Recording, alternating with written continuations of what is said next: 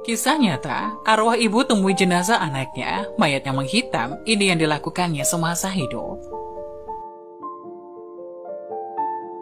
Kisah ini diceritakan oleh seorang pengurus jenazah di salah satu rumah sakit. Hari itu, seorang pengurus rumah sakit pergi ke salah satu ruangan di mana kamar mayat yang ada di rumah sakit tersebut.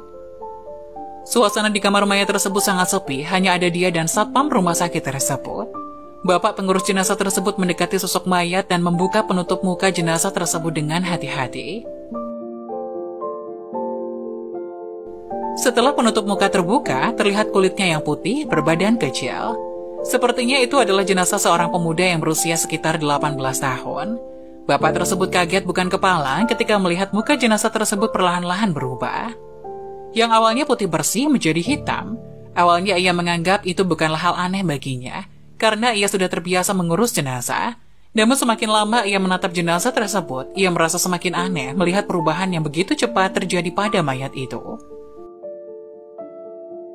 Ia memperhatikan perubahan yang terjadi pada jenazah tersebut dengan seksama sambil mulutnya membaca ayat-ayat Al-Quran. Dalam hitungan detik, wajah jenazah tersebut semakin menghitam. Barulah sekitar 5 menit mayat tersebut tak lagi berubah. Kini mayat tersebut tidak lagi berwarna putih, melainkan berwarna hitam pekat seperti habis terbakar. Bapak pengurus jenazah tersebut keluar dari kamar mayat itu dan duduk sambil berpikir tentang kejadian aneh yang baru saja dia lihat. Berbagai macam pertanyaan melintas di benaknya tentang mayat itu. Tak lama setelah berpikir, tiba-tiba ada seorang wanita yang berjalan menuju ke arahnya.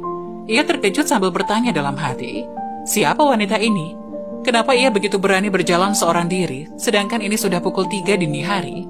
Ketika wanita tersebut sudah berada di hadapannya dan memanggil pengurus jenazah tersebut dengan sebutan bapak, lalu berkata, "Saya dengar anak saya meninggal dunia, saya ingin melihat jenazahnya." Tanpa berkata sepatah kata pun, ia langsung mengantar wanita tersebut ke kamar mayat sambil menunjukkan lemari mayat dengan nomor 213, lalu membuka penutup wajahnya. "Betulkah ini mayat anak ibu?" tanya bapak itu. "Betul, tapi setahu saya kulitnya tidak hitam seperti ini." Namun setelah melihat jenazah tersebut dengan seksama, wanita itu yakin bahwa mayat itu adalah anaknya. "Bu, ada apa dengan anak ibu? Kenapa wajahnya berubah menjadi hitam?" Wanita itu terdiam lalu menangis terseduh-seduh. Bapak kembali mengulangi pertanyaannya, namun wanita tersebut tetap tidak menjawab.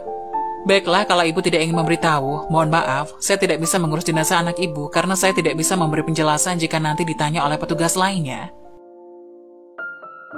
Anak saya itu merupakan anak yang baik. Namun ketika saya bangunkan agar ia mau sholat subuh ataupun sholat zuhur, dia selalu menolak. Bahkan dengan nada marah ia memaki saya," kata wanita tersebut sambil mengusap air matanya. Bapak itu pun kaget bukan kepala mendengar penjelasan dari wanita itu. Barang siapa yang tidak sholat, maka akan ditarik cahaya iman yang ada di dalam dirinya dari wajahnya. Demikian hadis Nabi yang diingat oleh bapak tersebut ketika mendengar cerita wanita itu dan menyaksikan yang terjadi pada jenazah anaknya.